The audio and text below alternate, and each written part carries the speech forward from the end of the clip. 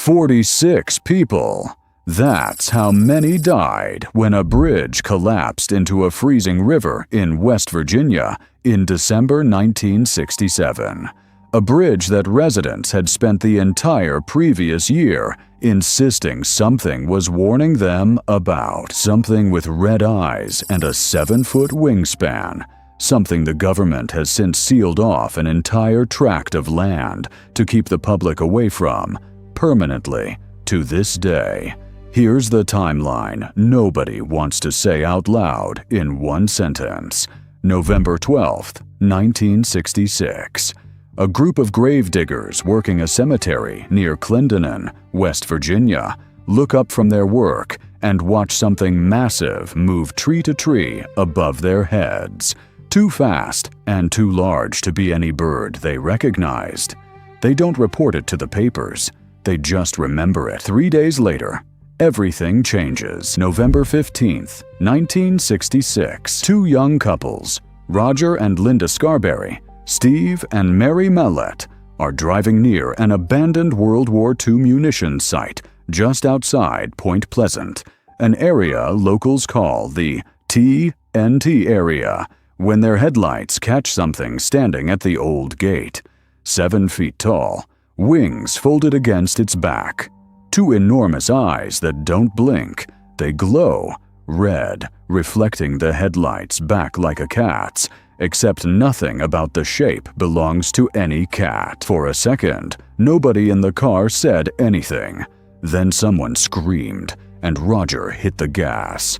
It doesn't run, it follows.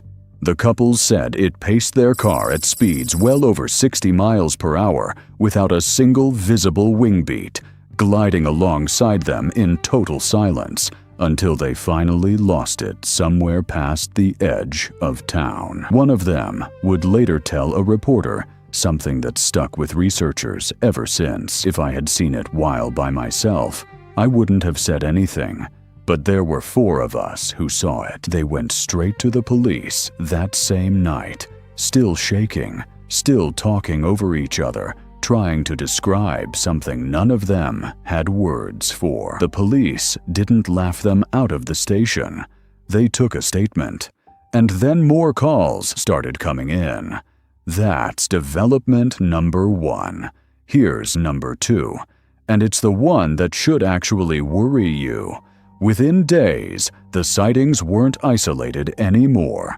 Locals across Mason County started reporting the same figure, the same wings, the same red eyes, independently of each other, in different parts of the county, at different times of night. By the time researcher John Keel arrived to investigate, he later said he couldn't keep up with the volume of reports coming in. Over the next 13 months, more than 100 separate sightings would be logged. Not one, not a handful, over 100. From witnesses who had no contact with each other and nothing obvious to gain from lying. And it wasn't just the creature.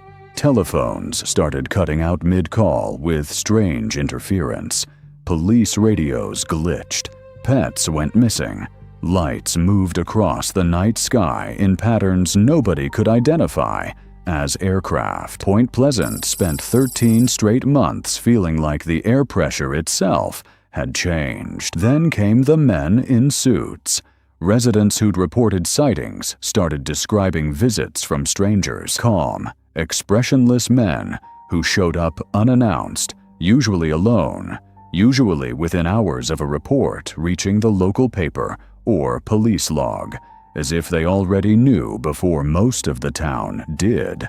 They asked exact, specific questions about what had been seen, down to details the witnesses hadn't shared publicly, and told people directly to stop talking about it. Some witnesses described the men's vehicles as unusually clean, unusually new, with no visible plates anyone could later recall. Nobody could say for certain who they worked for. Not local police.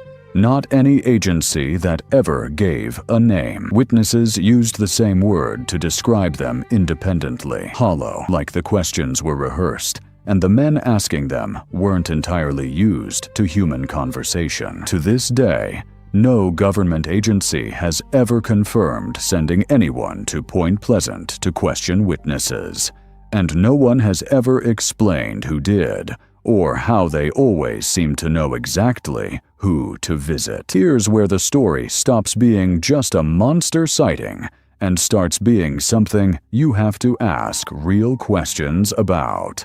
The TNT area wasn't some random patch of forest the creature happened to pick. It was the West Virginia Ordnance Works, a real, active World War II-era facility that manufactured and stored high explosives for the U.S. military, riddled with dozens of concrete bunkers, deep underground storage igloos, and chemical waste it left behind for decades after the war ended. Locals who grew up nearby describe rows of squat, grass-covered concrete domes stretching for acres, half swallowed by forest, most of them sealed and forgotten, a handful still unaccounted for by anyone with an actual map of what had been stored where. It sat abandoned and essentially unmonitored by the mid-1960s.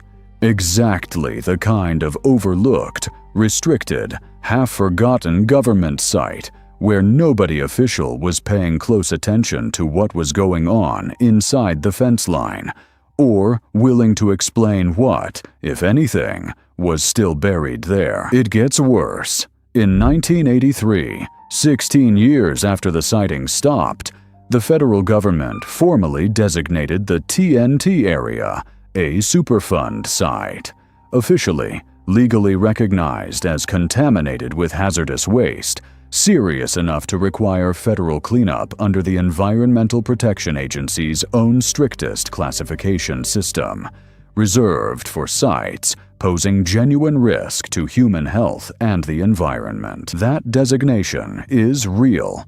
It's public record. It means the exact patch of land where a swarm of red-eyed sighting reports, concentrated for 13 straight months, was, independently and years later, confirmed by the U.S. government itself to be sitting on genuine toxic contamination, the kind of finding that doesn't happen without extensive federal soil and groundwater testing, turning up something the government couldn't simply ignore or downplay. Nobody has ever proven a direct link between the chemical contamination and the sightings. No toxicologist has published research connecting whatever compounds were buried there to hallucinations, mass sightings, or any documented physiological effect that would explain a 7-foot winged figure. But sit with the sequence for a second. A toxic former weapons site, a wave of unexplained sightings concentrated almost entirely around that exact location. Unidentified men actively discouraging witnesses from talking. And then, 16 years later, an official federal confirmation that something dangerous really was buried there the entire time. If you wanted a real-world blueprint for how a government keeps a site quiet while people report something strange happening on top of it, you could not design a cleaner one than what actually happened at Point Pleasant. The cleanup work at that site, remarkably, is still not finished today. Decades after the designation, portions of the old ordnance works remain restricted, fenced, and under ongoing environmental monitoring. Now, here's the part of the story that turns this from a cryptid sighting into something people still can't fully let go of, even decades later. Locals didn't just say they saw a creature. Several said they felt like they were being warned. Nothing specific, no dates, no clear message, just a mounting shared unease that something bad was coming for the town, growing heavier as the months went on. Some residents reported strange, static-filled phone calls in the weeks before December, voices warning them, in fragmented and confusing terms, to stay away from the bridge, though none of those calls were ever traced or verified after the fact. John Keel, the researcher who spent the most time in Point Pleasant during the sightings, documented multiple accounts of residents describing exactly that sense of dread in the weeks before December, and later wrote that he'd personally felt the same mounting unease during his final visits to town that fall, without being able to point to a single specific cause. December 15th, 1967. Rush hour. Holiday traffic backed up bumper to bumper across the span. Shoppers heading home with gifts in their back seats. The Silver Bridge, a suspension bridge that had carried traffic between Point Pleasant and Gallipolis, Ohio, since 1928, collapsed without warning into the Ohio River, dragging dozens of vehicles down with it in a matter of seconds. 46 people died in the freezing December water that evening, one of the deadliest bridge failures in American history, and the disaster remains, to this day, a defining trauma for the entire region. The official investigation, conducted by federal engineers over the following months, concluded the collapse was caused by a single fractured eyebar, one structural support component among thousands, with a hairline crack that had formed through ordinary metal fatigue and corrosion, invisible to routine visual inspection, finally giving way under the weight of holiday traffic. That explanation is real, thoroughly documented, and accepted by essentially every credentialed structural engineer who has ever reviewed the case since. There is no official government finding connecting the Mothman sightings to the bridge collapse in any way, and no serious engineer has ever suggested the two events shared a physical cause, and yet the sightings stopped. Not gradually, almost immediately. Whatever had been seen, heard, and felt in Point Pleasant for 13 consecutive months went essentially silent within weeks of the disaster, and it has never returned to anything close to that frequency since, a coincidence so clean that even researchers who fully accept the engineering explanation for the bridge itself have struggled to explain why the sightings, whatever caused them, picked that exact moment. To end, skeptics have their own competing explanation for the original sightings, and it deserves to be heard in full. Wildlife biologists have pointed to the barred owl, a real species native to that exact region of Appalachia, capable of standing over 2 feet tall with a wingspan approaching 4 feet, smaller than witness descriptions, but large enough to startle someone catching only a glimpse in headlights at night. More importantly, owls possess a reflective layer behind their retinas called the tapetum lucidum, the same structure that makes a cat's eyes glow in headlights, and under the right lighting conditions, that reflection can appear distinctly red rather than the yellow-green most people expect.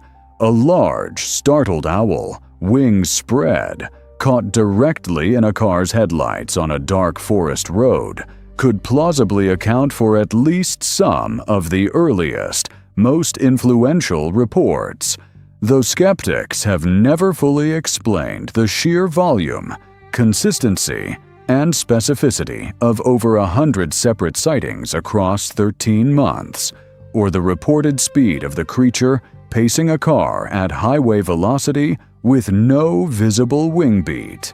Details that don't fit an owl, however startled, however red its eyes briefly appeared. John Keel's own research pulled the story in an even stranger direction before he was done with it. Beyond the creature itself, Keel documented reports from a Point Pleasant resident who described repeated contact with a pale-skinned, oddly formal humanoid figure he called Indrid Cold, who allegedly delivered cryptic warnings about future disasters in stilted, almost translated-sounding English. Keel connected these accounts, along with the Men in Black reports and the UFO sightings, into a single interconnected phenomenon he argued, was too tightly clustered in one 13-month window in one small town to be dismissed as unrelated coincidence, even as he stopped short of claiming he'd identified exactly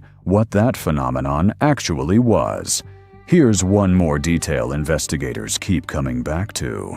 Brees DJ Pancake, a local writer who later became celebrated nationally for his short fiction, was still a teenager in Point Pleasant during the sightings, and even he weighed in publicly at the time, writing a letter to the local paper arguing the creature was likely a misidentified California condor, a species not even native to the region, blown wildly off its normal range. That a random local teenager felt compelled to publish his own theory in the newspaper tells you something about just how consumed the entire town was by the question, long before John Keel or any outside researcher ever showed up looking for a story. So, which detail actually keeps you up at night? That the exact patch of land where more than 100 people reported an impossible creature turned out, years later, to be a genuine, federally confirmed toxic waste site the government had quietly known about the entire time, or that an entire town spent 13 months insisting something was trying to warn them, right up until 46 of their neighbors drowned in a river that nobody, official or otherwise, ever saw coming. Point Pleasant remembers.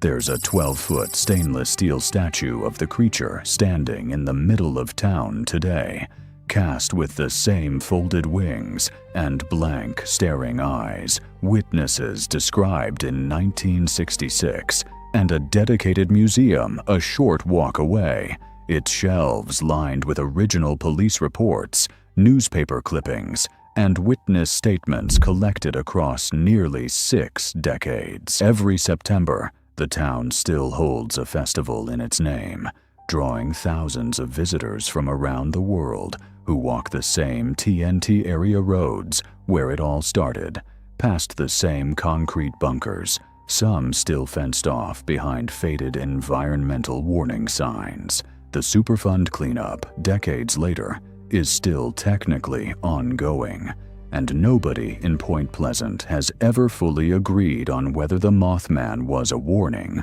a witness, or something that was simply already living there long before anyone built a munitions plant on top of it, a question the town has stopped trying to answer and started building an entire identity around instead.